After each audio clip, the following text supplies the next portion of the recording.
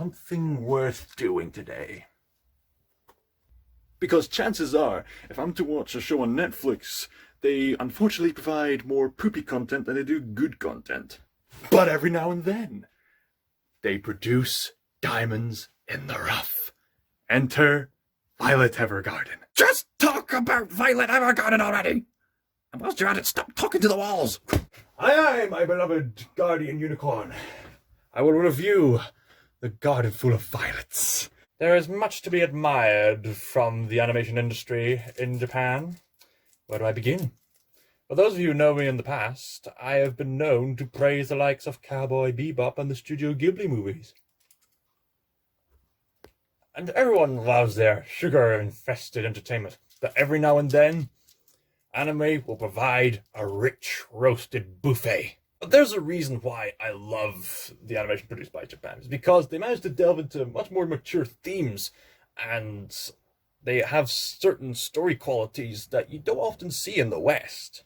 I admire the profoundly quiet nature of some of the best that anime has to offer. And I'm especially fascinated by how Eastern animated movies are not afraid to delve into some tough subject matter like philosophies, crises, religion, and so forth.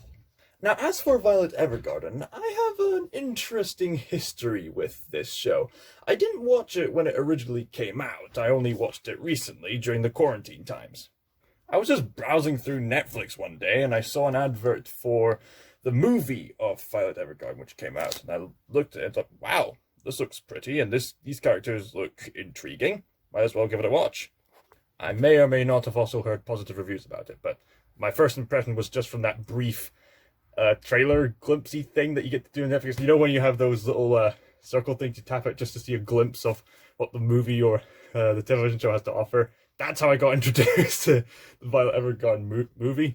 And then I thought the main character was actually a robot. So by the time I got into watching the series, I thought, oh, she's not a robot? She's meant to have these almost expressionless expressions? What could possibly drive her to such a state? Indeed, that is the main focus of the story. Violet Evergarden tells a story set in a European-esque country where a civil war is happening, not too different from the likes of World War I. Our main protagonist is at first an unnamed young woman who has practically been raised her entire life to be a living brutal weapon. She is found by a general who passes her on to his brother named Gilbert. Because of the young woman's lack of social and emotional knowledge, most people would find it difficult to sympathize with this young woman. Fortunately, Gilbert is not most people. Gilbert raises her as his own kin, bestows upon her the name Violet, and teaches Violet basic, albeit important lessons on speaking and expressing herself. He even allows her to purchase a pendant, which is the same beautiful, moving, vibrant color of green as Gilbert's eyes. Gilbert even tries to convince Violet that there is some humanity in her and she just doesn't know how to express it. Surely enough, near the end of the war, an intense battle occurs, which results in Gilbert being severely wounded and Violet losing both of her arms. The two end up in an abandoned church, where Gilbert confesses to Violet 3 profound words. I love you. And poor Violet has no idea what Gilbert means by I love you. So after Gilbert is missing from action, Violet recovers from her wounds to find herself in some kind of hospital to find that she has new metallic prosthetic arms. A rich family takes her in, earning her the name Violet Evergarden. Gilbert's last request for Violet was to take on the role of a ghostwriter. For those of you who don't know what a ghostwriter is, it's a real profession which involves someone typing letters for another person. Although Violet has much to learn about the job, Violet humbly accepts the request, as she pursues what Gilbert meant when he said, I love you. That is the basic premise for this show. And maybe I could have explained it in a briefer way, but a skeptical friend of mine did suggest that anime usually does have complicated plots, and I'd be lying if I said he was wrong on that remark. And I may have spoiled a lot already, because some of the scenes I just mentioned were in flashbacks. But aside from that, I don't think I'll say any more in regards to the plot. For the rest of this review, I'm going to be talking about the structure of the show and its core message. Because wow, thank God, it's such a powerful message. And let me tell you, the rest of this series surprised me. I went into the show with little to no expectations because I had no prior knowledge to what Violet Evergarden was about in the first place. I have not read the light novel manga series which this anime is based off, at least not yet. I didn't see any trailers or see it in any kind of convention. It just looked distinct from all the other anime shows. I watched it and my mind was blown away. So how is this show structured? The show is laid out in a half episodic and half serialized way. It's episodic due to all the different clients that Violet Evergarden has to appeal to, and it's serialized in the sense that Violet is still on a quest to find out what I love you means. I love how every single episode contributes to Violet's character building. There is not a single episode in this season that feels like it's filler. Every client matters, therefore every client is infinitely valuable, especially in regards to Violet's emotional and spiritual progress, to becoming a more wonderful human being. It's very much like Cowboy Bebop in that regard, where you have all these different bounties that the main characters have to hunt, but it ultimately turns into a reflection of who these main characters are, especially within their long-term struggle with the past. And just like The Chosen, I just had to keep watching it all the way through. This was a show I took great joy in binge watching, especially during the quarantine times. 1 John chapter 3 verse 18. Dear children, let us not love with words or tongue, but with actions and in truth. Throughout this series, Violet Evergarden is learning the importance of empathy, and she took on the role as a ghostwriter as a request from her dearly beloved, so that she could understand what love means. Violet has ever only truly loved one person, yet she doesn't know how to express herself. That's why her beloved, Gilbert, recommended the job of ghostwriting, so she could learn to express herself, to feel the expressions of others, and to help them express truth to each other and take action in it. And the setting is perfect for this kind of story. This is a world which is torn apart by hatred and civil war. And the cure for any kind of hatred is love.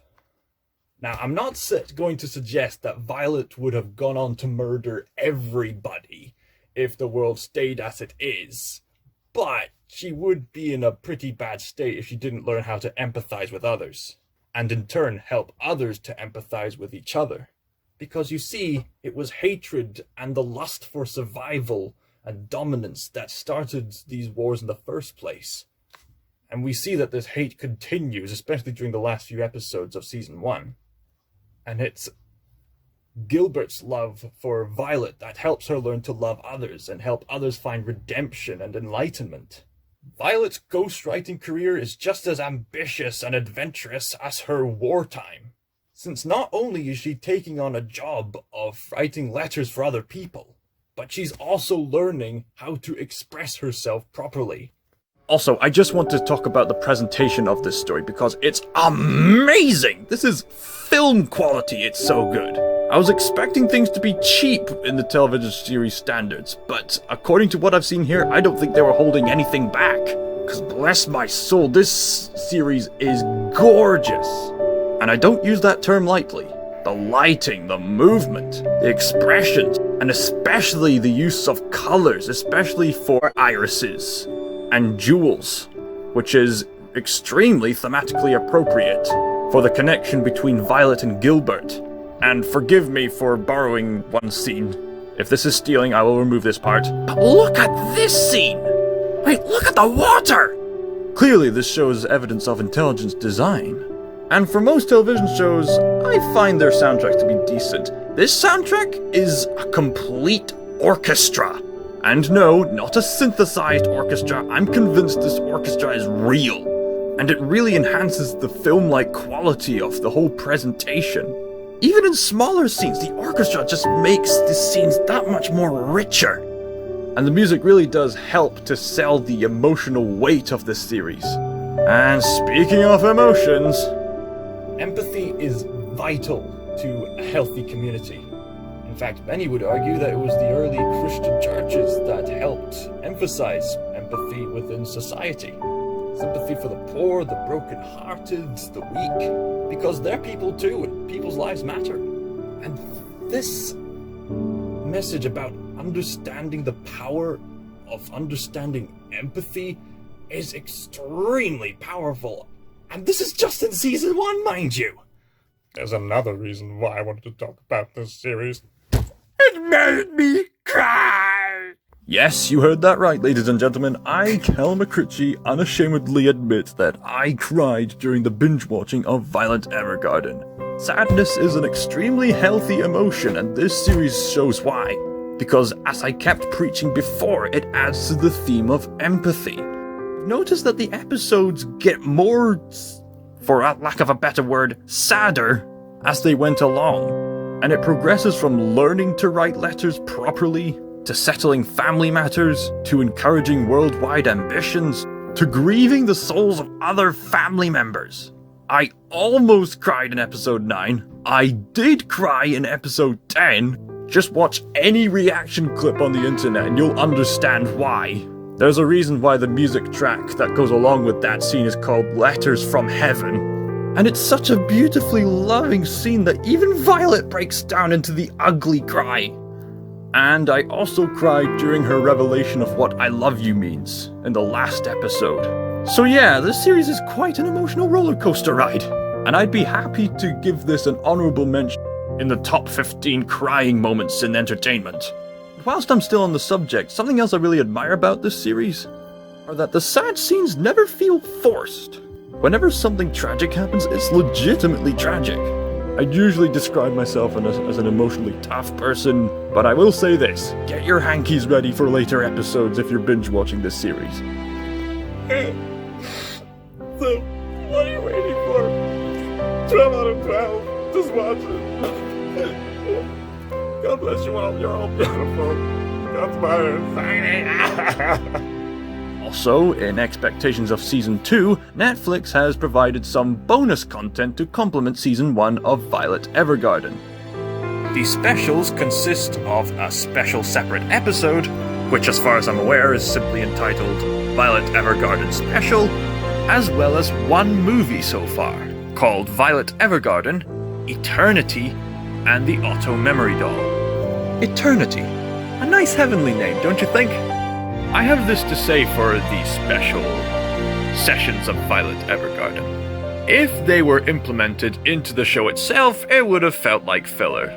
So I think it was a smart move on their behalf to make them special episodes. That's not to say they're necessarily bad. It's just that you could watch the entire first season and ignore these specials and still get the core soul of this series. But I suppose if you're looking for some cherries on the top, these specials will do the trick until Season 2 comes along. The special episode is a session of Violet Evergarden writing a song for an opera singer. Most of the episode is Violet scourging through the libraries, just trying her best to find the right words, talking with her friends and colleagues.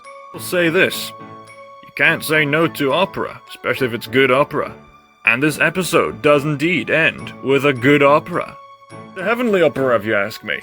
If this episode was in the show, this would have probably been critiqued as being filler. But because it's a special, I like it fine. And then, of course, there's the movie, Eternity and the Auto Memory Doll. I've heard rumors that they're going to make another movie, but we'll take a look at that when that comes out. For the time being, we have this as the equivalent of the Violet Evergarden blockbuster, as it were. And again, if this was implemented into the show, it would have felt like filler. And looking at this movie, it's really just an extended episode of the series. Because when you get down to it, the plot is fairly simple, and one would make the argument that not much happens, but another could make the argument that on an emotional standpoint, a lot is happening. And I think it's the emotion that really drives even the specials and the movie.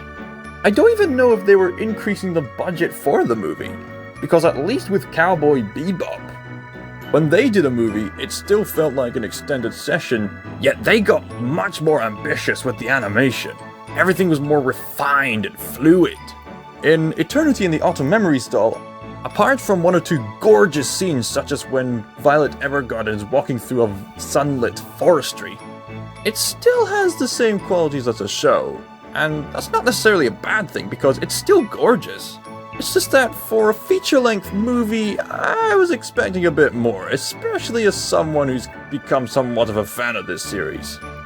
And this whole story could have been shortened down easily, but then again, maybe there was just no possible way of shortening it down and you just need to explain it with all these scenes, and you need to build the relationship between the two sister characters. I can see the benefit of having more time equal more character development, but as heart-touching as this story is, it doesn't nearly make as much impact as some really emotional episodes in the series did.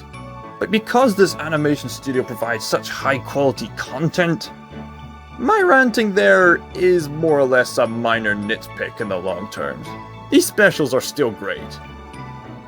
Oh dear, he seems to have lost it.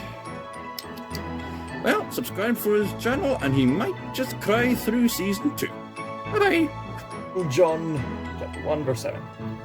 But if we walk in the light, as he is in the light, we have fellowship with one another, and the blood of Jesus his son purifies us all from sin.